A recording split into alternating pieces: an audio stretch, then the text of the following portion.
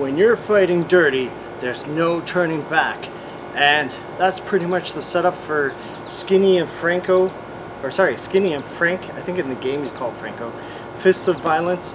And this is actually a game, I just randomly saw it one day and I thought, hey, cool, new beat 'em up. And after being disappointed by so many beat 'em ups over the years that look great but play like crap, or they sound great and they play like crap, or you know, they play great but hard to look at, this game manages to achieve all the check boxes. It looks great, sounds great, plays great mostly.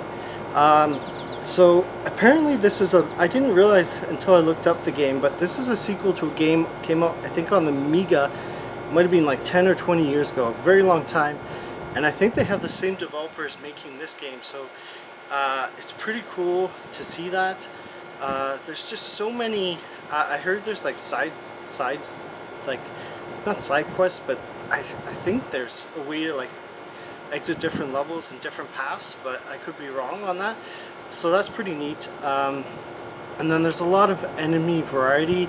I think it's over, yeah, like over 80 bullies and over 50 weapons to use.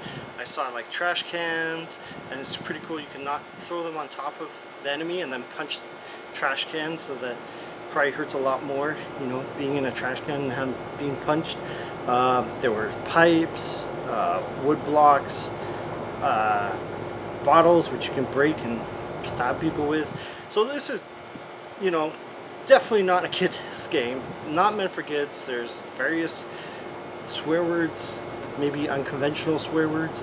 A lot of the baddies in this game have a major attitude, so yes, don't play this around kids. It's really not meant for kids. It's like a old school side-scrolling Polish beat 'em up, which you don't really see very often. Super gritty. There's loads of blood and ultra violence. There's the main character Frank, or one of the main characters Frank, kind of reminds me a lot of Steven Seagal. I don't know if that's how he was originally supposed to be designed or what he's trying to be, but yeah, it really feels like, what if Poland made their own version of Streets of Rage 2? Because like there's punches, there's kicks that really emulate Streets of Rage. Then there's super moves where he does like a dragon punch. You know, he dashes. Like, it really feels like that was the game they tried to place all the game mechanics off of. Yeah, so there's a back attack too, which reminds me of Streets of Rage 2. Everything here is very well designed. I feel the only criticism I have really with the levels, other than like, I love how they made it really gritty and it really feels like lived in. But my main criticism is the controls seem a little bit sluggish.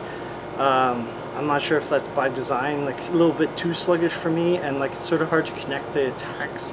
The kicks and the punches seem kind of leave you open to getting punched or grabbed, and then the enemies can tag team you, which seems kind of cheap at times. And you can't really get out of it. I don't know if the mashing the buttons does something, but yeah, other than that, like overall the animations are smooth and baddies seem authentic.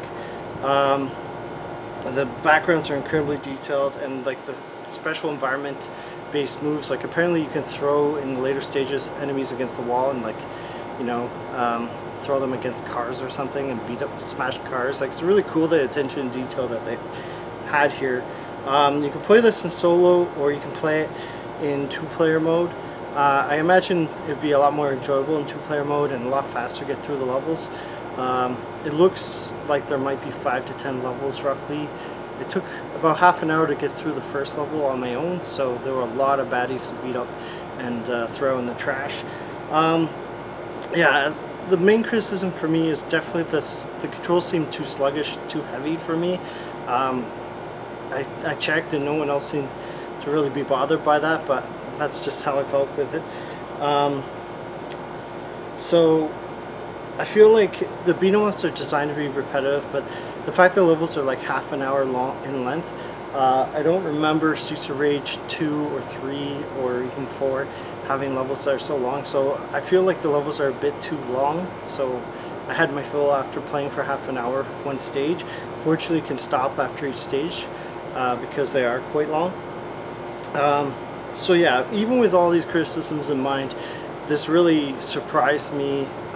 It's such a well-polished game, a lot of fun, something different than especially a lot of the beat 'em ups, which have like a not like a more sci-fi or some other setting, like a futuristic setting. Like this is gritty and a bit more real life based.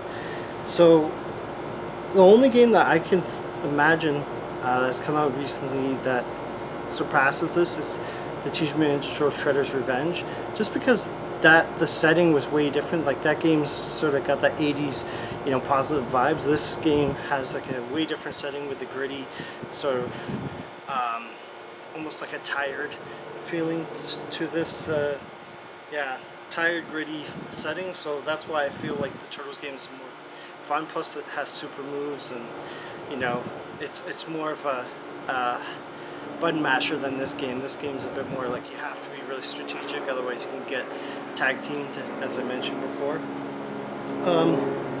Yeah, so I would say it's even with all these criticisms, the fact that, you know, it's more of a realistic, you know, real life gritty setting where it's a much darker game overall, I would give this a 9 out of 10. It's not perfect. A few things I mentioned would be great. I've heard there's going to be DLC maybe in the future.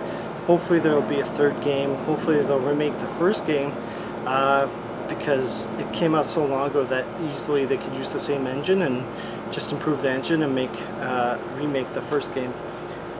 It's not perfect. It needs some improvements, as I said, to the controls mostly, but the writing's really good, the levels are really cool, and they have a wide variety of baddies that you can beat the pulp out of, and it's a lot of fun to play. So keep on blowing noises and check this one out, and keep on gaming.